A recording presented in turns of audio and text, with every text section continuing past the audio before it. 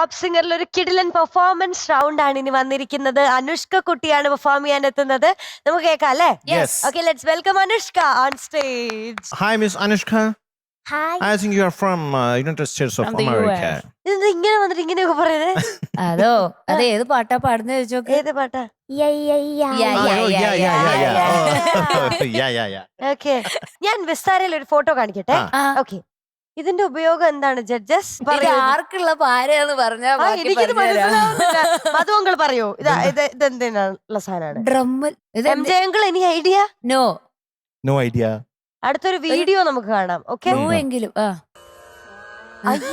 ഞാൻ പറഞ്ഞ correct. ഇതെന്താ?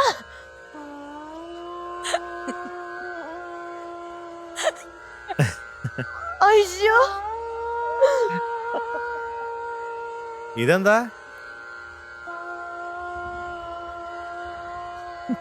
ഇതാണ് വെള്ളത്തിൽ കിടന്ന് സാധകം ചെയ്യുന്നത്.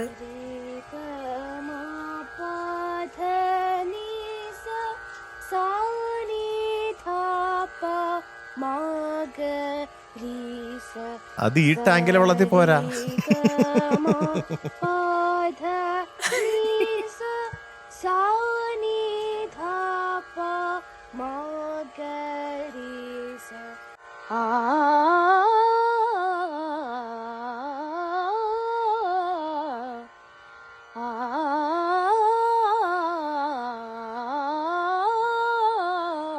ഞാൻ പറഞ്ഞ കറക്റ്റ് ആയില്ലേ? ഞാൻ ചെറുപ്പത്തിലെ സെക്കൻഡ് സ്റ്റാൻഡേർഡിൽ പഠിക്കുമ്പോ ഞാൻ പല്ല് പറിക്കാൻ പോയി. ആ, അപ്പോ വേദന മാറ്റാൻ വേണ്ടിട്ട് ചില ഡോക്ടേഴ്സ് പറയില്ലേ, നമ്മളെ ശ്രദ്ധ മാറ്റാൻ വേണ്ടിട്ട്. ശരി.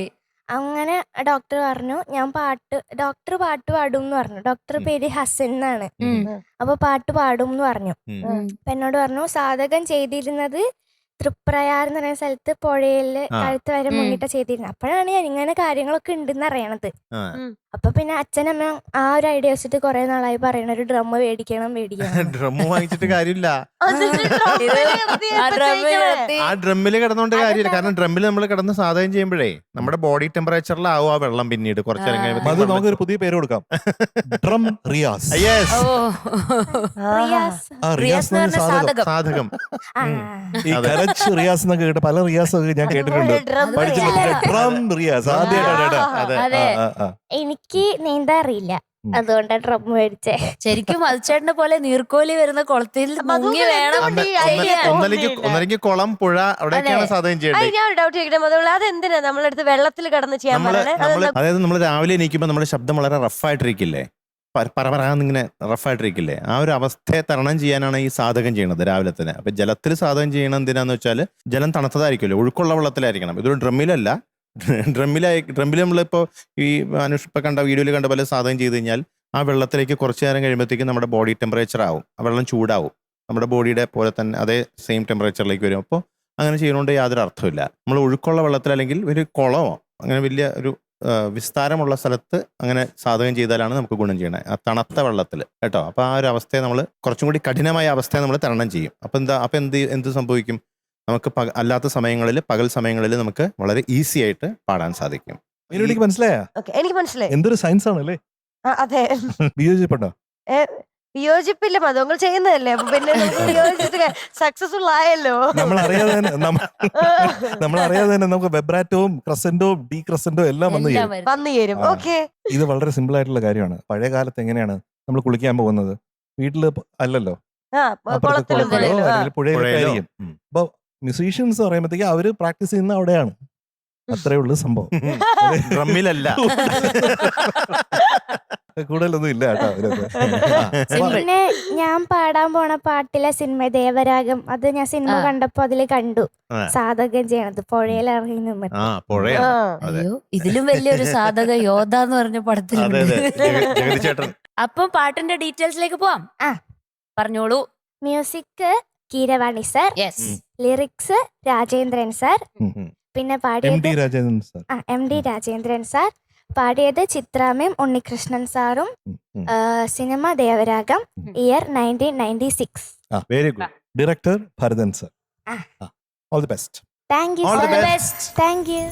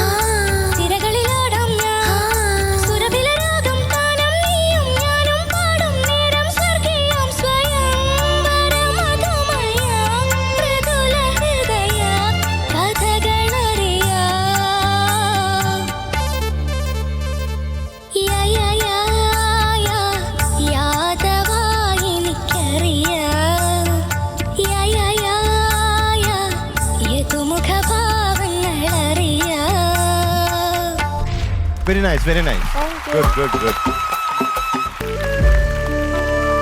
അനുഷ്ക ഷെട്ടി അല്ല, അനുഷ്ക സരീഷ്. അറിയാലോ ഇന്നത്തെ പ്രശ്നങ്ങൾ എന്തൊക്കെയാണെന്ന്, നല്ലത് എന്തൊക്കെയാണെന്നൊക്കെ അറിയാലോ അല്ലേ? അപ്പൊ അതൊക്കെ വെച്ച് നമ്മൾ കണക്ക് കൂട്ടുമ്പോൾ ഇന്നത്തെ mark 96.5 out of 100. Thank you sir.